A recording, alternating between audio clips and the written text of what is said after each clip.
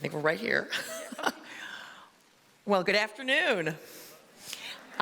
This is a treat for me. I am the president and CEO of Time's Up. And I get to have a conversation now with two women who, throughout their careers, have embraced ambition.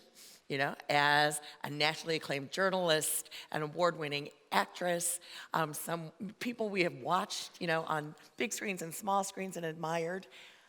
But now what they're doing is actually also talking about how do we overcome the obstacles to ambition and working towards it. And that's what we're going to talk about today with Gretchen Carlson and Ashley Judd, and it's really my treat to be able to do this. So a minute about Time's Up. So I gather from the applause, you kind of know about Time's Up, and you've heard about it.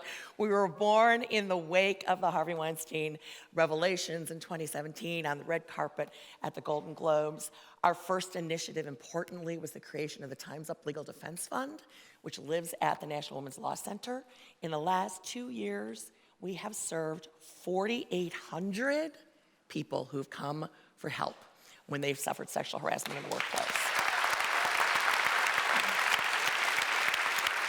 And I have to acknowledge my colleagues in the legal profession, 800 of them who have been volunteering to do pro bono work or low-cost work to help these folks. We've now branched out, so Time's Up Foundation, which I'm the president and CEO of, is now doing advocacy across the board in public policy, in companies, and in culture. Because our goal is not to just deal with the aftermath of sexual harassment when it occurs, but we want to keep it from happening in the first place. And how do we do that? We have to build workplaces where everyone feels safe, respected, their work is dignified, and they are able to reach their fullest potential. That is what everyone is entitled to have in the workplace. That is what will keep sexual harassment from happening. That's what will bring us equal pay and true diversity and inclusion. That's our goal at Time's Up. And I would be remiss if I didn't say, and you can join us by texting Time's Up to 30644. End of plug. End of plug. I'm going to start with you, Ashley, because this last week has been kind of amazing. We saw, the verdict come in the Harvey Weinstein case last week. I really want to hear on this stage acknowledge Ashley for her courage, because Ashley was the first person to really allow her name to be used publicly in those allegations.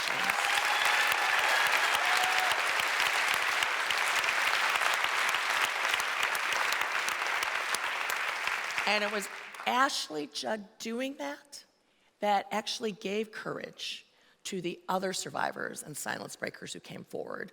And that floodgate would not have broken. Somebody's got to be the first person through the floodgate, and you were it. So thank you so much from all of us. I want to ask you, what was your thought process as you thought about, after so many years, speaking out publicly? How did you process that? How did you come to that decision? Well, thank you, Tina. And of course, Gretchen Carlson came forward about Roger Ailes at Fox News before I came forward about Harvey Weinstein. So she had a very special role in helping to turn the soil. And, my thought process was that I had actually told my story about Harvey Weinstein to Variety magazine 2 years prior to telling it to the New York Times, but nobody paid attention. And the time was right. And the culture was starting to change, in part because of what Gretchen had done, in part because the New York Times is such a venerable institution with a fleet of attorneys, and in part because of the Pulitzer Prize-winning work of Jodi Kantor and Megan Twohey, who showed the pattern, as they called it. And my thought process was, I have a God of my understanding, and I've already made the most important decision that I'll already make, which is that I think the universe is ultimately a friendly place. And as Dr. King said, the moral arc of the universe bends towards justice. And I went for a run on Peach Hollow Road in Williamson County, Tennessee, and I thought, I'm taken care of, and it may not be immediate, and it may not be fun, and it may take a long time, but I have my dignity, I have my integrity, and in my life, I like to do the harder thing. I mean, that's a good time in Ashley Judd's world. And, I reached the up with which I could not put a long time ago, and that is sexual and gender-based violence. And so ultimately, it was a pretty easy decision. I did talk to my mom, and she said, "Oh, honey, go get him," And I did talk to my attorney, and she said, "If you can't do this, who can?" And then I went to the Smoky Mountains and took a long hike by myself while the article was being published. So that's a little bit of the background there. Oh, thank you. You're welcome. And Gretchen, as Ashley said, before the Harvey Weinstein, there was Roger Ailes. And there was Gretchen Carlson at Roger Ailes at, remember, Fox News, not exactly a bastion of progressive thought. I'm with you. And actually, Gretchen cannot tell us her story because she is still under a non-disclosure agreement, or NDA. But you all can watch it on Bombshell, a film that she could not participate in because of that, but her story is told there going back to 2016, right? So that is really when you stepped into the fray when there wasn't a playbook for it and there wasn't anybody else out there. But I know you can't talk about your personal story, but you are combating non-disclosure agreements and mandatory arbitration now with your new foundations. I want you to tell us about that work and actually really explain to folks what it is about NDAs and mandatory arbitration that have contributed to this decades of silence that we have had around sexual harassment in this country. Well, thank you so much, Tina. And Ashley, it's an honor to be on this stage with both of you. How much time do you have for me to explain all of this? When I jumped off the cliff by myself on July 6, 2016, I had no idea what was going to happen the next minute or the next day. And one thing that was for sure was that I realized that I was not alone very quickly. And so for women like Ashley, or 15 months before Ashley came forward, other women started coming to me. And I realized it was a pervasive epidemic. Even I didn't know that when I made the decision to sue Roger Ailes. And if there's been one constant in my life, it's been that when there's a challenge in front of me, I usually go for it. And a lot of people said to me, well, now that your case resolved, why don't you just go home and spend more time with your kids? And I was like, no, because I have to try to fix this. Now, I didn't know that solving sexual harassment in the workplace was such a tangled web, but it is. And the three of us up on this stage understand that better than anyone. But the main thing that I have put my focus into is trying to change the laws. It is my belief that if we can eradicate forced arbitration clauses in employment contracts which silence women and put you into a secret chamber, if we can eradicate non-disclosure agreements that make me not able to tell you any of the details about my case, but more importantly, the millions of other women who have been silenced because of this across the country, who maybe don't have the means and the platform that I have to get out there and talk about this, I'm doing this for them. So I have a bill on the Hill. It's been there for the last 3 years. It's bipartisan because that's the only way it's going to get done. And that is to eradicate arbitration clauses in employment contracts. And what's it called? And What's the name? It's the House Bill 1443. We are going to reintroduce it in the Senate in the coming weeks as well. I believe that this changes the landscape of the American workforce if we pass it, because companies will no longer to be able to say, when you come to complain about harassment, phew, she has an arbitration clause, and that means we get to put her over into this secret chamber over here, and we never hear from her ever again. And you know what else happens in that scenario for thousands and thousands of women over the last 30 years? The perpetrator gets to stay on the job. Because this woman had the courage to come forward and did nothing wrong. Now she's put out to pasture, and she might get a small, paltry settlement, but she never works again. And the perpetrator gets to stay on the job in many cases because nobody knows about it. And that is unjust. And I'm going to make sure that I change that.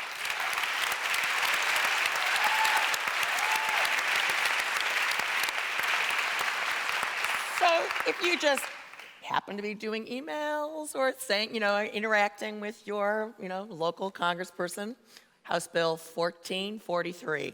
Remember that. So one of the things, and Wade Davis was just up here talking about men, and Tori and Milan were just talking about the role of men.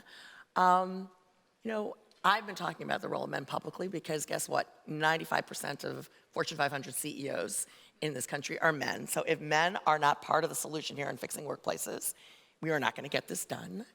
But I want you both to address, how do we engage men? What should we be doing?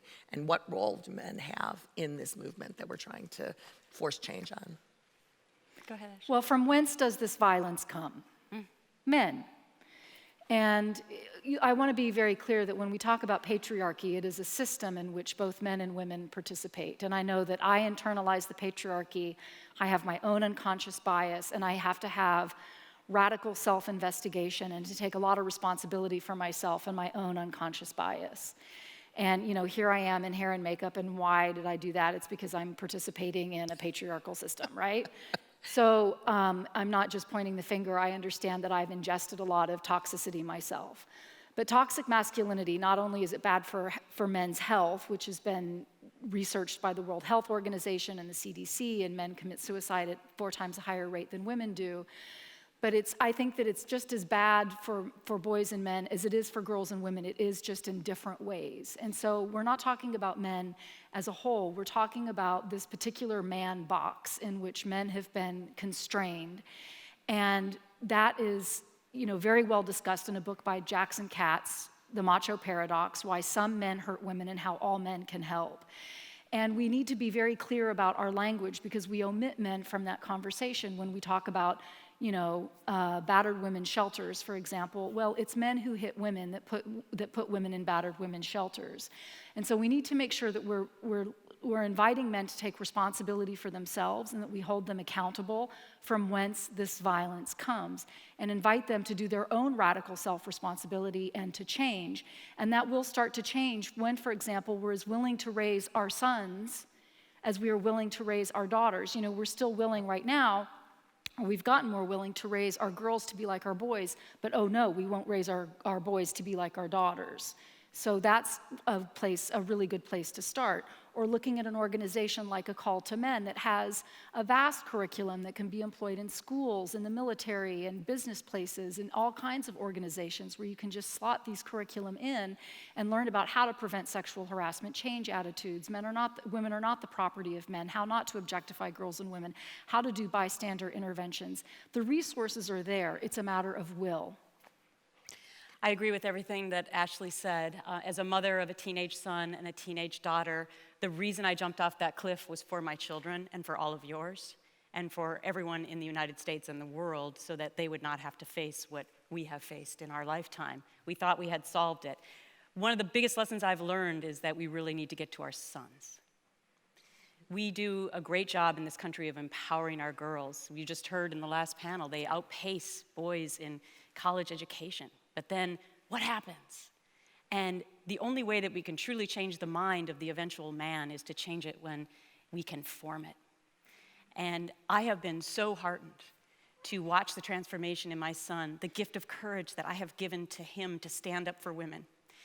And when I formed Lift Our Voices in December to eradicate NDAs and arbitration clauses, 2 weeks ago on the debate stage, I've been asking for, and I know for 20 years women have been asking for, questions about sexual harassment on the debate stage. And they finally asked it. It was the first time in 20 years of presidential debates. Yes, that question and they was finally asked. asked it. And you know what happened? My son and my daughter were watching with me, and they cheered, and they said, Mommy, they're asking your question that's important to you. So great. My son gets it. And that's where I really think we have to put so much of our focus. No, absolutely.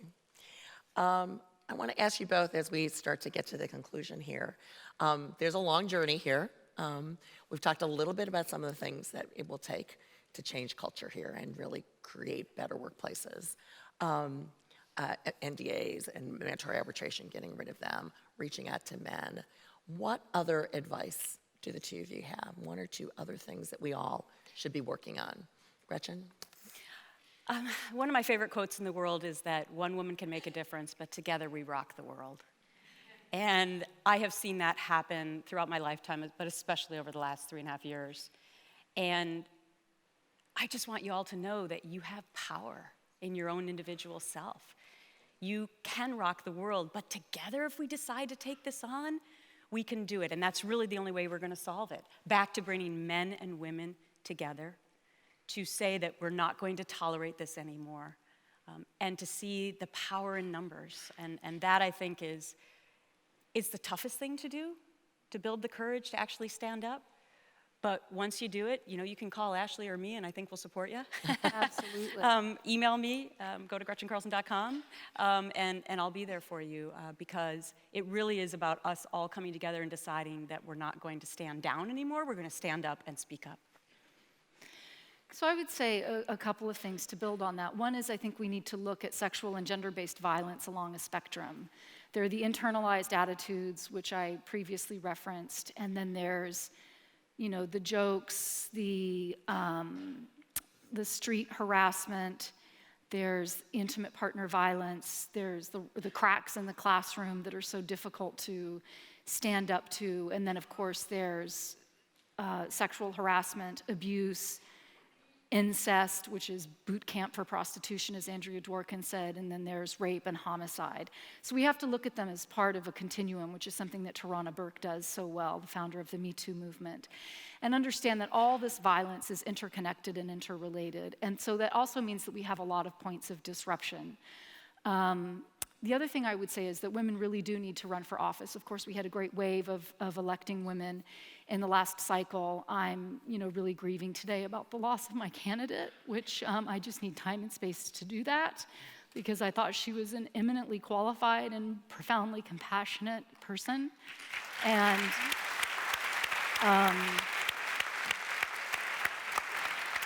I loved campaigning for her in 5 states and was profoundly moved by all the people who were so engaged on her behalf. It does make me want to run. I'm not saying that I'm going to, but it does really fire my ass up. And I hope it fires up a lot of other women. And the other thing I would say is, really building on what Gretchen said, is that we need a bonobo sisterhood. And for those of you who don't know about the bonobos, they are the great ape who is the least known. Monkeys have tails. They don't have tails. They're an ape. They're highly endangered. They exist only in the Congo, and they are egalitarian. And unlike chimpanzees who have 100% sexual coercion and beatings from their male abusers, bonobos have no sexual coercion, no homicide, and no infanticide. And their society is peaceful, and it is underpinned by strong female-to-female alliances. And when a male does aggress, which looks like dragging a big branch and acting like some big hot guy, the bonobos let out, a female bonobo will let out a special cry, and all the females rally to her defense. And they do this whether or not they're related, whether or not they know each other, they might be from different communities, and whether or not they like each other. And that's what we women need, a bonobo sisterhood. So we come to each other's defense. And there's kind of a way to say this, like, nobody has the right to pimp my sister, and everybody is my sister. Yes, absolutely. I would just add, Tina, Please. just to catapult off of what you brilliantly said there, that sexual harassment is apolitical. And before somebody decides to harass you, they don't ask you what party you're in. That's right. And this is why we should all care about this. Myself as an independent, doesn't matter what your politics are. We've seen titans from both sides fall. And I would just add to that we can't choose who we want to believe as well. It's very disingenuous to say, I believe this person because I like or don't like the person she's accusing, et cetera. And then just that the buck stops at the top of every corporation. So if you run a corporation out there, you got to set the tone. You got to set the tone that you don't tolerate this. And in fact, you're going to celebrate women and men who have the courage to come forward. That changes the entire dynamic within the workplace. Instead of silencing the woman and thinking, oh my gosh, she's a problem, we have to get rid of her. We have to shift this 180 degrees in a different direction. So the buck really stops with those of you who have the power to be running those companies right now. Thank you. So I'm going to bring us to a close with 2 thoughts. One is I cannot overlook the fact that it is 2020. And look up Gretchen's bill and where people stand, people who are running for Congress, what their stand is. Look at your state and local officials and see whether they're supporting expanding local protections for people, for people in the workplace or not. Look at the national election and look at where the candidates stand, because we have to vote. Whether our favorite candidate's in or not, this is the election of our lifetimes, and everyone needs to register. Everyone needs to vote. Get all your friends and neighbors and your relatives to do that. And finally, I believe, and the reason we're having this panel today, The reason you all know what something like Time's Up is called, the reason I took this job, left my happily, in the private sector work that I was doing post-White House to be in, to come back to this advocacy work full time, is I believe we are at a transformational moment.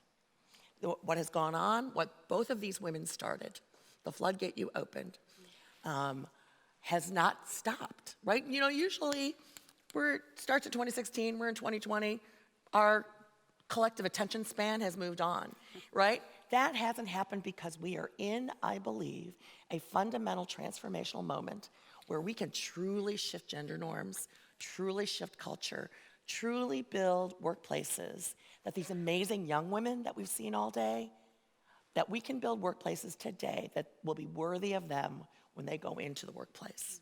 And that's our commitment. That is something I want all of you to join in on. It's something Tori and Embrace Ambition have been all about. And thank you both for leading the way. Thank you.